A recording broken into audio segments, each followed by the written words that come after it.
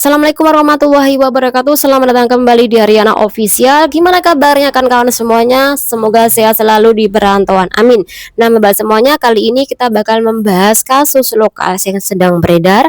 Kemudian juga ada kasus salah satu teman kita yang bekerja di negara Hong Kong, kasus PRT. Jadi silakan disimak dua kasus lokal ini dan juga kasus salah satu teman kita. Kita mulai kasus yang pertama. Silakan tonton video ini, Mbak. Nah, sambil mendengarkan kronologinya. Jadi hari Kamis sorean, Mbak, iki ada bubu sing umure 69 tahun yang tinggal di Nurpoint, tepatnya di daerah Kiu Kuan Mansion. Sore itu si bubu iki bundir, Mbak, dengan cara lompat dari cendelo. Kemudian nasang nih di jemuran tempat dia. Setelah nangsang di jemuran, ternyata si Bobo yang tadi awalnya bundir, dia takut nih, Mbak. Mungkin takut dari bawah nih. Akhirnya dia berusaha naik, Mbak. Naik dengan berpegangan jemuran besi tadi. Tetapi mungkin karena tubuh renta, umurnya sudah tua, dia ini nggak kuat menahan tubuhnya. Akhirnya dia jatuh, Mbak. Jatuh di jalan, kemudian meninggal dunia.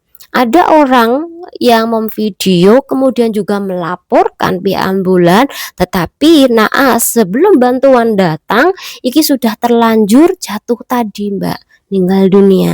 Dan konon menurut berita yang saya baca, si bubu iki ternyata terlilit hutang, Mbak. Ketika dia terlilit hutang nggak bisa bayar, hasil dia nekat bundir.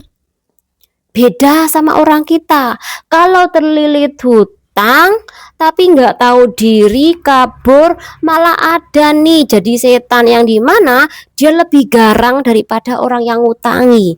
Kui orang kita. Tapi semoga dengan adanya kasus seperti ini jangan sampai kawan-kawan kalau terlilit hutang ki kabur, mendingan Anda melarikan diri, mendingan Anda jadi setan daripada Anda harus melakukan bundir. Semoga bermanfaat. Kita bahas kasus yang kedua. Oke, Mbak, iki kasus yang kedua. Kasus yang kedua adalah lagi-lagi mengenai kasus warga lokal. Jadi tanggal 8 Maret 2025 iki ada sebuah berita yang dimana warga lokal Hong Kong iki meninggalkan tas ransel di McDonald. Jadi pada waktu itu dia sedang makan McDonald di daerah Lacikok sana. Kemudian dia bawa tas ransel yang ternyata isinya iki uang, Mbak, sebesar 100.000 dolar Hong Kong. Nah, kemudian entah itu dia sengaja meninggalkan atau dia memang lupa. Intinya setelah dia makan McDonald, dia selesai, kemudian dia iki langsung bergegas pulang. Dia lupa membawa tas ranselnya tadi. Dan kemudian ditemukan oleh tukang bersih-bersih McDonald, Mbak. Nah, setelah dia mengetahui nih ada pelanggan McDonald yang ketinggalan tasnya, secara otomatis dia mengambil tas tersebut tetapi diberikan kepada staf McDonald, Mbak, untuk disimpan secara sementara. Kemudian besoknya laki-laki itu datang kembali, Mbak, ke McDonald untuk mencari tas ransel kepunyaan dia. Nah, tas ransel itu isinya uang 100.000 dolar Hong Kong tadi. Untungnya staf dari McDonald dan juga tukang bersih-bersih ini iki tidak menyembunyikan uangnya, Mbak, tapi dia segera memberikan tas ransel tersebut kepada si pemiliknya. Dan akhirnya si pemilik itu bisa membawa uangnya kembali dan sangat berterima kasih dan sangat mengacungkan jempol iki kepada staf McDonald dan juga kepada tukang bersih-bersih tadi, yang dimana mereka iki tidak membawa kabur uangnya. Iki menurut pandanganku memang dia sengaja, Mbak, untuk meninggalkan. Karena ketika masa sih, Mbak, orang bawa uang sebesar itu dia langsung makan McDonald, kan nggak mungkin kan. Biasanya kalau membawa uang sebesar itu dia langsung pulang nih. ke rumah karena pasti takut nih ada perampok di tengah jalan, atau mungkin takutnya nanti dia lupa menaruh uang tersebut. Biasanya kan seperti itu toh Mbak. Iki enggak Mbak, setelah dia ngambil dia langsung makan di McDonald, kan aneh kalau dia nggak sengaja. Nah, menurut pandangan kawan-kawan bagaimana? Silahkan komen. Oke kawan-kawan, hari ini yang ketiga adalah masalah kasus perselingkuhan. Jadi ki inisial aja ya Mbak. Ada ABC. Nanti silakan Anda memahaminya ya, biar kita mudah untuk membahasnya. Mbak A sama Mbak B iki bestie di Hong Kong, tapi juga mereka satu wilayah daerah Lampung. Mbak A iki memiliki suami, panggil aja si C. Kemudian bestinya iki yang B tadi iki mau cuti Mbak. Mau cuti, mungkin dia pengen lebaran di Indo sama keluarganya. Secara otomatis dia cuti pertengahan bulan Ramadan ini. Mengetahui si B iki cuti ke kota dia, secara otomatis si Mbak akan nitip barang untuk suami dia, keluarga dia. Karena kan dalam satu wilayah. Kemudian dari situ selain barang, secara otomatis kan juga memberikan nomor kontak orang rumah. Dan nomor kontak tadi, iki nomor kontak yang diberikan adalah nomor suami dari si Mbak A tadi. Secara otomatis tanpa sepengetahuan dari Mbak A, ternyata antara suami C tadi dan juga Mbak B iki saling komunikasi di belakang si Mbak A tadi. Nah, ketika si Mbak B tadi yang cuti, iki hari hanya suami dari si Mbak A atau C tadi iki sudah menunggu di Bandara Soekarno-Hatta atau Jakarta. Jadi memang disengaja isi dari SMS tersebut iki agar diambil oleh si C tadi atau suami si Mbak A tadi. Iki dengan sengaja Mbak, mereka komunikasi di belakang Mbak A tadi untuk dijemput oleh suaminya si Mbak A tanpa sepengetahuan si Mbak A tadi. Nah, dijemputlah si Mbak B tadi di Bandara Soekarno-Hatta, Jakarta. Kemudian dari situ mereka menginap di Jakarta sebelum melanjutkan nanti ke Lampung Mbak. Tetapi naas ketika mereka menginap di hotel, di situ terjadilah penyerapan petugas atau Satpol PP yang mana iki menyergap hotel-hotel bukan pasangan suami istri. Jadi menertibkan di bulan suci Ramadan, dan akhirnya mereka menangkap dua pasangan yang sedang melakukan cumbu tetapi bukan pasangan suami istri. Ya akhirnya jadilah berita di daerah Lampung sana.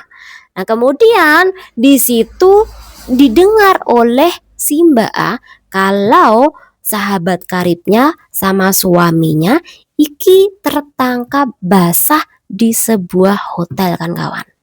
Dari kasus iki kita belajar yang dimana Anda jangan sembarangan memberikan nomor telepon suami Anda sama teman Anda atau sama orang lain.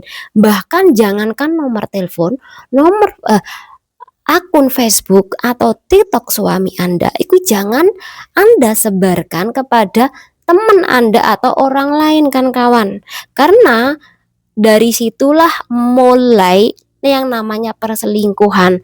Ketika Anda iki memberikan akses komunikasi orang lain kepada suami Anda, walaupun niat Anda kan nitip barang, tetapi akhirnya dari nitip barang kemudian diberikan nomor telepon suami Anda, akhirnya mereka berdua di belakang Anda iki komunikasi, ternyata nanti ambil aku di bandara ya.